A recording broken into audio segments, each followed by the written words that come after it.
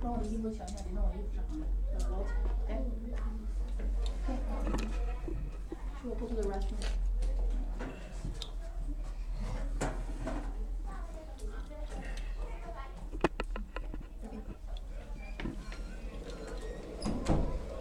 All right, so start up here, and I'll go over this again when Quinta gets back. But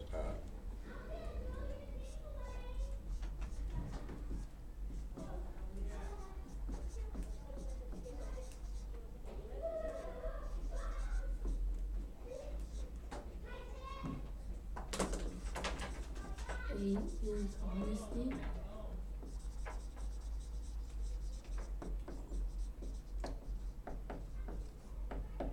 people often think of it being something exact opposite of this, but this is what it boils down to. Evil equals dishonesty in some form or another. The most dishonest of all acts being violence. Okay? Violence is the least honest of all acts. Unjustified violence or aggression. Unjustified violence or aggression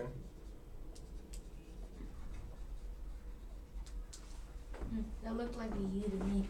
is the least honest of all acts.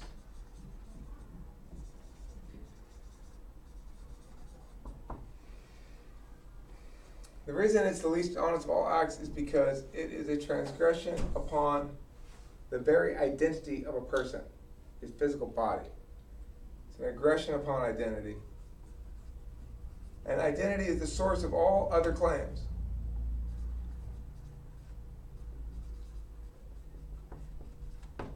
Identity is the source of all other claims. You can't make a claim unless you are an entity with an identity. Identity is the source of all other claims.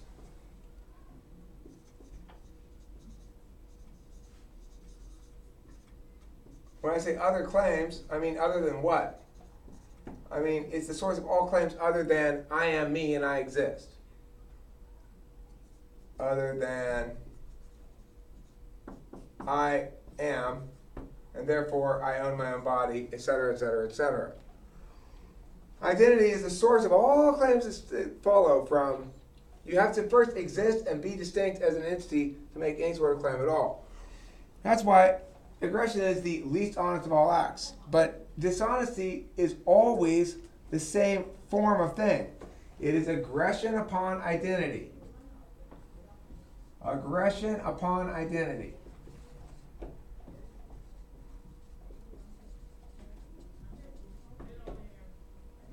And the core axiom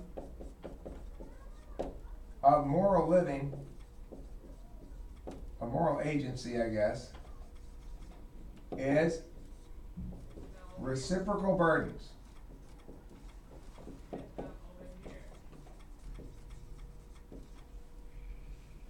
Reciprocal burdens says if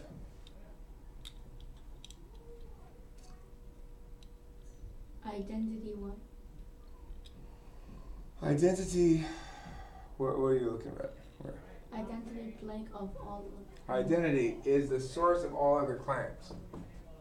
Identity is the source of all other claims, okay? So, the thing about this is as follows. Reciprocal burdens is the most important thing of all. This is the number one rule of moral agency. How to be good can be summed up as this. How to be fair. How to not sin / be bad. Reciprocal burdens says it may not always be the case that I should do unto you as I would have you do unto me. It may not always be the case that I should do unto you as you would have me do unto you.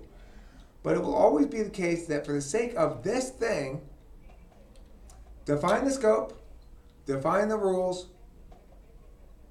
everybody plays the same. Okay? So it basically says this.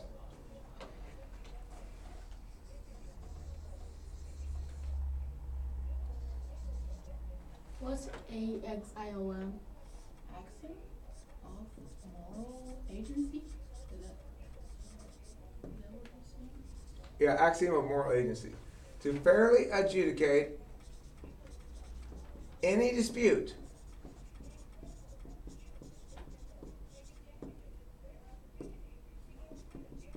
it is necessary to define the scope of the argument and that which has already occurred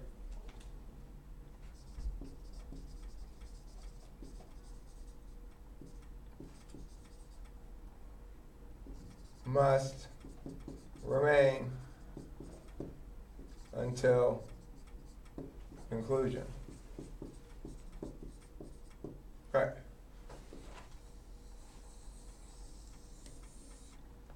So, here's the thing. Define the scope first. What is the scope of the argument? Important. If you don't define the scope, you may argue a long time before realizing you don't need to argue.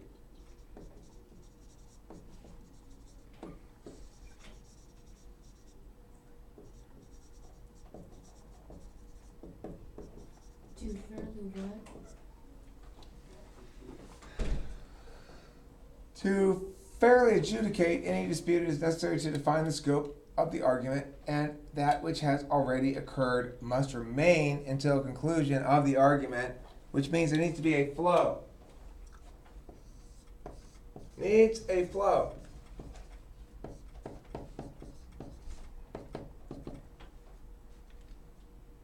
What's a flow? It is a record of claims made,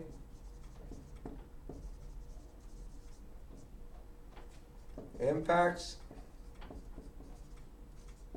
standing and not,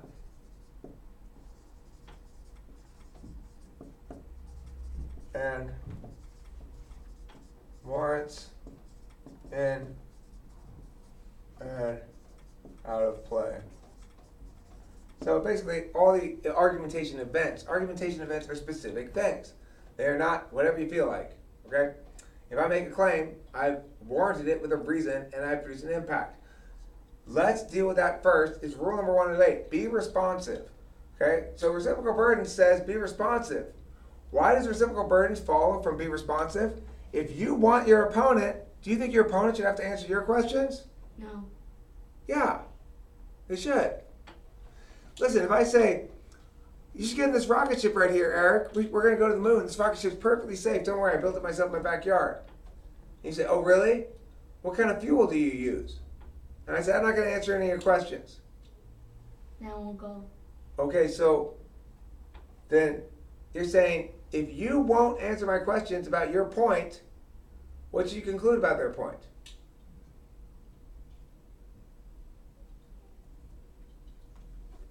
If I say this is a red expo marker, but let's say I argue this. Because dogs wear hats and speak Latin, this is a red expo marker. Where does it say dogs speak Latin? Okay, so the point is it still a red expo marker actually? Yeah. Why is it a red expo marker? Because it says expo. And its color is red, right? And it's a marker. And so in other words, it's a red expo marker because you can see it is. Okay? Now if I tell you it's a red expo marker because dogs wear hats and cats speak Latin or whatever, what can you conclude from that? Nothing. It doesn't justify this conclusion. You may agree it's a red expo marker. It doesn't matter whether it's a red expo marker. What matters is whether or not the person successfully established that it's a red expo marker. If I say to you, you have to spend X amount of dollars to achieve this outcome, you may know that there's a way to do it cheaper. Oh no, I have a way I can do this super cheap instead. Doesn't matter. Unless you produce that reason, then my argument that it is too expensive remains on the flow. And that's what's standing. Okay? So reciprocal burdens tells us how each argument must be treated the same, regardless of who it's made by. Reciprocal burdens says all argument elements, like these things, impacts, warrants, claims, all argument elements must be treated person neutral.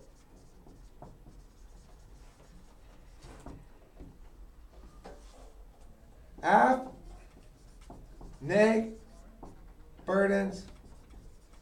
Okay. So what does this mean? It's got to be adjudicated person neutral means it doesn't matter if it's Hitler or if it's me who made the argument. This is a good surface for writing down notes on because it erases easily and you can reuse the surface to write something new on it. That's true. That's a good reason to believe that this is a good surface to write stuff on. It doesn't matter if Hitler says it, if I say it, if you say it, if a dog somehow says it. It doesn't matter. The claim being made is that good writing surface. The warrant being made is easy to erase. There's a number of reasons why you might negate this claim. You might say, but we don't want it to erase. We want it to stay up there permanently. This would be a bad surface for that purpose then. So we have to establish the framework of what we're looking to do in an argument. Define the scope of the argument. If you are making a claim, what usually starts an argument is somebody makes an initial claim of some sort that comprises the resolution. To be smart, if we, people and adults in the world yelling at each other sometimes, were to be smart, we'd make sure we define the resolution to begin with. And we make sure we set up criteria so that one person will be wrong and the other person will be right, as it must be necessarily. We can't live in a world in which argumentation does not resolve issues for the purpose of the argument.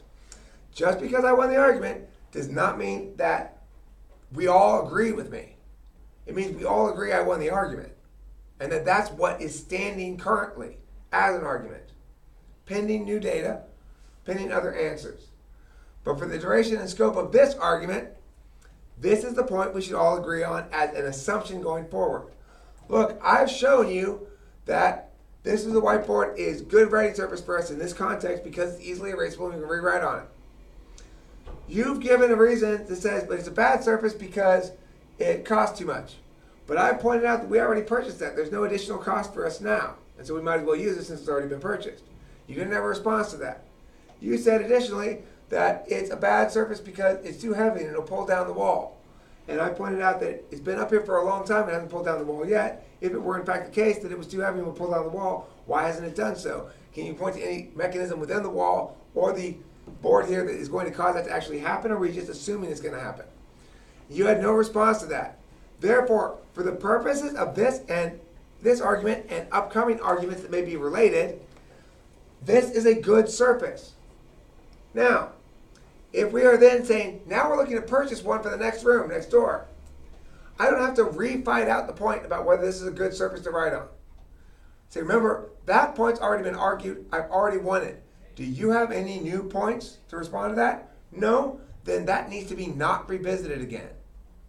You can't make that argument again about how it's going to pull down the wall, pretending as though we didn't already argue that out, or pretending as though it doesn't matter that you have no reason standing, you still get the impact. Impacts go down with warrants. Okay, so. Eric, so yes. Is all argument elements must be treated person Neutral. neutral? Yeah, so it doesn't matter whether you are an expert, it doesn't matter whether you are a criminal, it doesn't matter whether you're a scientist, it doesn't matter whether you're a philosopher, it doesn't matter whether you're a little kid. The argument must be taken on its merits. So one of the good things about debate, one of the reasons why it's honesty training, is because it is meritorious. We know it is meritorious even if you don't agree, that we should use logic to adjudicate something. So a little girl's crying because she dropped her ice cream on the ground and it fell in a big pile of poo and she can't eat it anymore. There's no more ice cream for her. boo. And I go home and say, shut up, little girl, you're not being logical. That ice cream's already ruined. There's no point crying about it. I have adjudicated that issue on the wrong metric. She is not crying because logically she believes that she's able to retrieve it, but has chosen not to in some regard. She's crying because she valued the ice cream and it is lost to her. It is a period of mourning that she's undergoing for the ice cream. So it is true in that instance that it would not be a good idea to use this logic system to evaluate anything. When I say it's meritorious, I don't mean it's more meritorious than caring about somebody's feelings. What I mean is that it's meritorious in that when we do use this system, when two parties do agree, let's use this system, it treats all the arguments person neutral. It doesn't matter whether I'm white privileged, it doesn't matter whether I'm a little girl, it doesn't matter whether I'm a criminal, it doesn't matter how much information I have coming in, whether I'm an expert or not. One big misconception that people in general make is that expertise matters. Expertise does not matter unless you are having them do something in the physical world. If I have a brain surgeon, obviously I want somebody who's a brain surgeon, not somebody who just sounds like they know about brain surgery. I want somebody who's got genuine expertise and the ability to execute in the physical world knowledge in ways that cause actual impacts to matter to me. But most of the time we argue, we aren't arguing about that. We're not talking about, should we get an expert plumber in here or should we get a amateur plumber in here?